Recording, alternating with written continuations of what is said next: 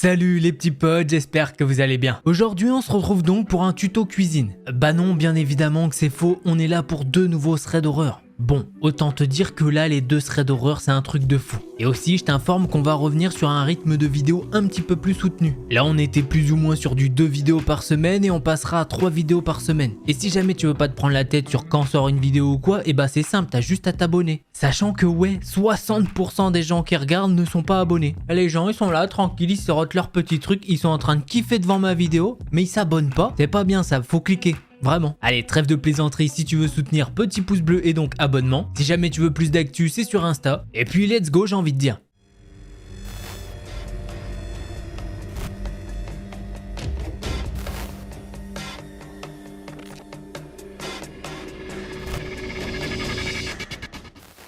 L'histoire que je vais vous raconter, elle s'est passée il y a pas mal d'années. Une vingtaine d'années d'ailleurs. À ce moment-là, Paul n'a que 8 ans. Mais il s'en souvient encore très bien car cette histoire l'a énormément marqué. Il vit à l'époque dans une station balnéaire appelée Blackpill en Angleterre dans une modeste maison de 4 chambres. Bon, de ce qu'il nous en dit, le quartier est vraiment très calme. Tout le monde est vraiment dans le quartier en mode c'est détente. Mais bon, vous l'avez compris, on est dans un thread d'horreur donc tout cela va basculer. Il faut savoir que Paul est dans la même chambre que son frère. Ils ont un lit superposé et Paul occupe celui du haut. La chambre se trouve au premier étage à l'arrière de la propriété. Et justement, cette chambre donne sur le jardin arrière. Une nuit, alors qu'il dort tranquillement, il est réveillé par le bruit d'un verrou de fenêtre qui est en train d'être forcé. Il ouvre d'un coup les yeux. Et il regarde vers le bas du lit qui fait face à 4 grandes fenêtres. Paul, à ce moment-là, il se fiche d'horreur. Il ose même pas bouger de peur de voir quelqu'un, ce qui confirmerait qu'il n'est pas dans un rêve et qu'il ne dort pas. Il est donc resté là, immobile autant que possible. Il se ment à lui-même en se disant que ce n'est qu'un rêve. Et cette petite technique l'a soulagé pendant 1 minute qui semblait être une éternité. Mais le cœur de Paul a commencé à battre très fort. Et forcément, il comprend que tout ça n'est pas un rêve.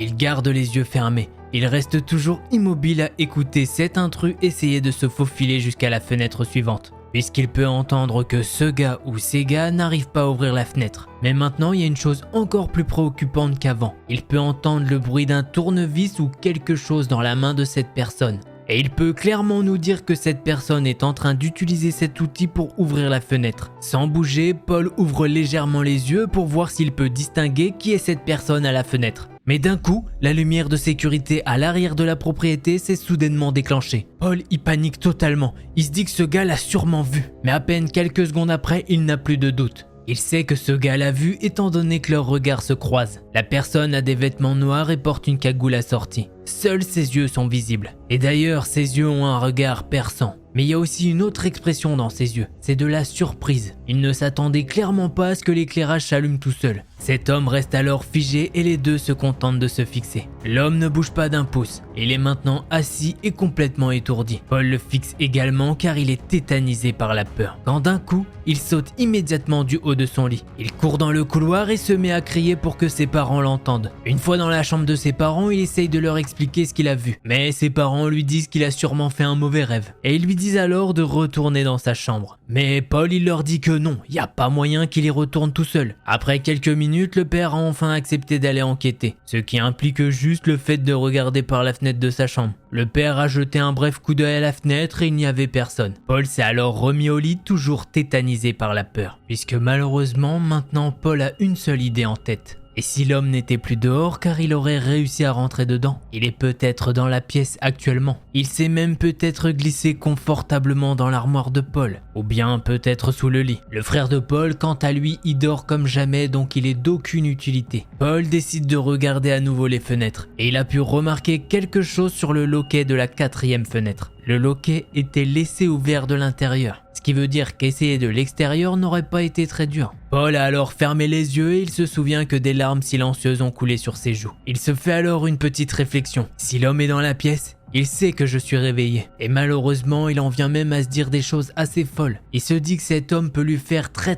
mal s'il le veut. Il décide alors de choisir une option. C'est de faire semblant de dormir. Et en essayant de faire semblant, eh bien il a fini par s'endormir vraiment. Le lendemain, il est réveillé par le bruit de son chat à l'extérieur qui miaule dans le jardin. La lumière du jour passe par la fenêtre. Et la chambre ne semble pas aussi effrayante que la nuit précédente. Prudemment, Paul s'avance vers la fenêtre de sa chambre. Et là, effectivement, il peut remarquer des marques autour de la serrure de la fenêtre de l'extérieur. Il peut effectivement voir que la peinture a été grattée, ce qui fait qu'il réalise que tout ça n'était pas un mauvais rêve. Le chat de Paul a alors de nouveau miaulé, et dehors, il a pu entendre du remue-ménage en dessous de lui dans le jardin. En se penchant un petit peu, il a pu voir 3 chiens de la police défiler, et un policier est en train de parler avec sa mère. Paul s'est alors précipité dehors, mais on l'a directement ramené dans la maison. Sa mère lui a également dit de ramener le chat à l'intérieur. Apparemment, l'expression sur le visage de la mère en disait long. Elle essayait clairement de cacher quelque chose à Paul. Une ambulance est arrivée peu de temps après. Au fil du temps, ils ont pu avoir des informations sur ce qui s'était passé. Apparemment, il s'est avéré que quelqu'un était rentré par effraction dans la maison voisine par les fenêtres de la chambre arrière. Le motif, vous allez me demander? Eh ben, à la base, un simple vol. Mais malheureusement, ce n'est pas tout car là-bas vivait une dame âgée. Et cette dame âgée a été retrouvée morte en bas de son escalier. Quant à la police, elle n'a jamais trouvé qui était le coupable. Paul a essayé d'expliquer ce qui s'était passé à sa fenêtre, mais personne n'a voulu le croire. 6 mois après ces événements, Paul et sa famille ont quitté la maison.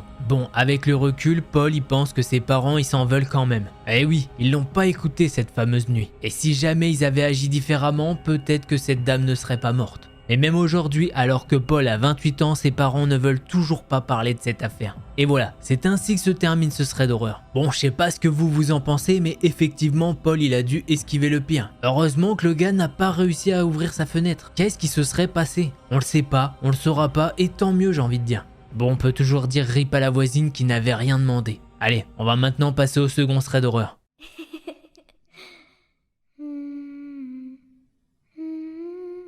L'histoire que je vais vous raconter, c'est celle de Jean. Mais bon, comme cette histoire se passe sûrement aux États-Unis, et ben on va l'appeler Jean, ce sera un petit peu plus stylé. À ce moment-là, Jean il a 12 ans et il habite dans un petit village où tout le monde se connaît, et ça depuis 6 ans. À 1,5 km de chez lui, il y a un petit magasin. Et clairement, Jean il connaît très bien le chemin pour aller à ce magasin. Ses parents lui font totalement confiance pour y aller tout seul. Autant vous dire que c'est pas la première fois qu'il y va. Mais cette fois-ci, il va pas y aller seul. Il va y aller avec un de ses voisins qui lui propose de faire une petite soirée feu de camp avec des sandwichs et des chamallows. Bon, parlons un petit peu des voisins, il faut savoir qu'ils ont 11 enfants. Ce qui est pas mal, effectivement. Mais dans la famille de Jean, c'est quasiment pareil, ils ont 10-11 enfants. Revenons à Jean qui trouve que l'idée de son ami, elle est super bonne. Il décide donc de prendre de l'argent et un sac à dos. Il prévient alors ses parents qu'il va avec ses voisins chercher de quoi se faire un petit feu de camp. Le petit groupe marche et à 300 mètres du magasin, une voiture rouge et blanche commence à rouler à leur allure. Et dans cette voiture se trouve un homme qui a la trentaine. Quand d'un coup, le mec ouvre la fenêtre et leur dit « Les enfants, faites gaffe à la route et aux voitures,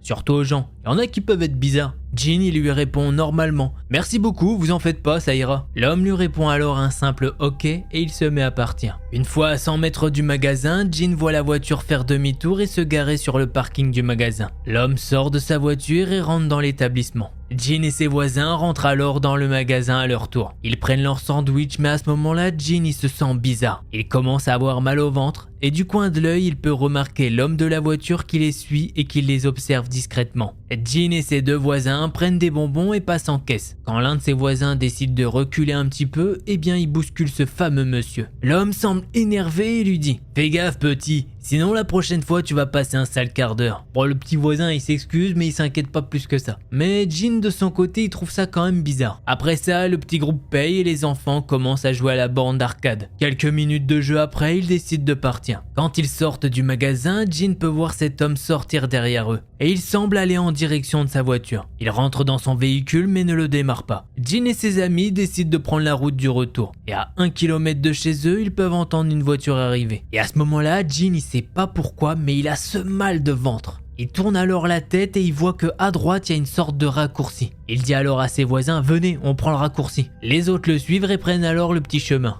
Jean décide de regarder la route et il voit une voiture blanche et rouge avec le même homme à bord. D'ailleurs, Jean il peut voir que la voiture a ralenti et que cet homme les regarde intensément. Ensuite, il détourne le regard et continue sa route. Bon, à ce moment-là, Jean il se dit qu'il est sûrement parano et les enfants continuent leur route. Ils sont maintenant à 600 mètres de chez eux et les trois garçons revoient cette voiture qui est de nouveau derrière eux. Sauf que là, Jean il peut voir que la voiture est en train d'accélérer et de foncer sur eux. Jean n'a pas cherché à crier à ses potes de sauter dans le fossé. Les deux autres garçons ont vite fait regarder vers la route et effectivement, ils ont directement sauté dans le fossé. La voiture les a loupés de peu et s'est arrêtée 50 mètres plus loin. Et à peine 10 mètres de là où se trouvent les petits, il y a un chemin qui mène vers une forêt. Jean et ses voisins décident donc de courir jusque là-bas. Pendant ce temps-là, la voiture commence à faire demi-tour et accélère de nouveau dans leur direction. Mais par chance, les garçons sont enfin arrivés dans la forêt. La voiture s'arrête alors et l'homme sort de sa voiture et commence à courir derrière eux en criant. Les garçons ont alors trouvé une planque dans un énorme buisson. Ils peuvent entendre cet homme crier.